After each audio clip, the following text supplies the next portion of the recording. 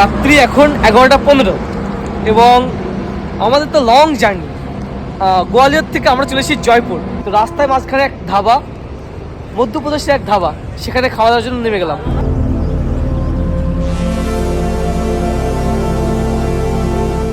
বিভিন্ন সিনেমাতে আমরা দেখেছি এরকম ধাবাতে এই আদলে বসে খাওয়া দাওয়া, মোড়ায় বসে খাওয়া দাওয়া, সেটা কিন্তু আজকে আমরা এক্সপিরিয়েন্স করছি নতুন করে।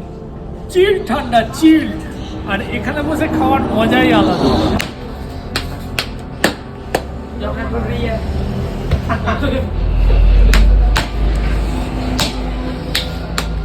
তো মাঝরাতে আমরা বসে গেছি খাবার টেবিলে।